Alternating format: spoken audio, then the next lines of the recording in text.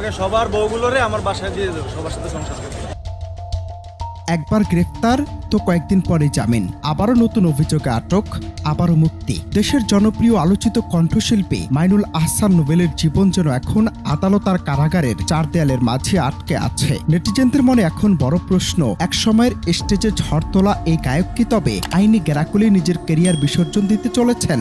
আজ আবারও খবরের শিরোনাম হলেন নোবেল, তবে কোনো গানের জন্য নয়, বরং বিয়ের প্রলোভন ও অর্থ আত্মসাতের মামলায় জামিন পাওয়ার ঘটনায়। তবে আবার কবে গ্রেফতার হবেন নোবেল?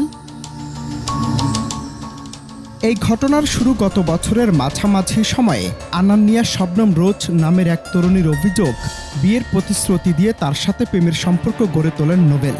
অভিযোগের পাল্টা এখানেই থেমে থাকেনি। 2023 সাল থেকে 25 সালের জুন পর্যন্ত দফায় দফায় সেই তরুণীর কাছ থেকে প্রায় 13,18,540 টাকা হাতিয়ে নেওয়ার অভিযোগ ওঠে এই গায়কের বিরুদ্ধে। পিবিআইয়ের দীর্ঘ তদন্তের প্রতারণার প্রাথমিক সত্যতা মেলায় আদালত তার বিরুদ্ধে গ্রেফতারি পরোয়ানা জারি করে।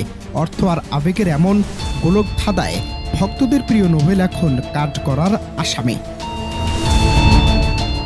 গত 2 ফেব্রুয়ারি আদালতের পরোয়ানা জারির পর থেকে আত্মগোপনে ছিলেন নোবেল।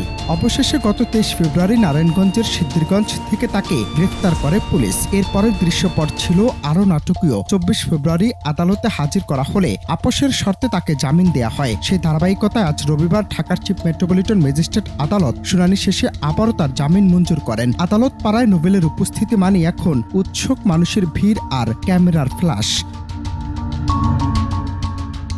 একজন গায়কের জীবন যখন বারবার আদালতের বারান্দায় কাটতে থাকে, তখন প্রশ্ন ওঠে তার ভবিষ্যৎ নিয়ে। তবে কি এই বিতর্কে নোবেলের শেষ পরিণতি? নেটিজেনদের বড় একটি অংশ মনে করছেন আইনি জটিলতা কাটিয়ে এবং নিজের ভুলগুলো সংশোধন করে আবারও গানে ফিরবেন তিনি।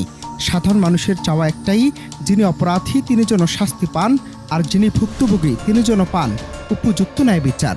সময়ের ব্যবধানে নোবেল কি পারবেন নিজেকে বদলে আবারও ভক্তদের হৃদয়ে জায়গা করে নিতে?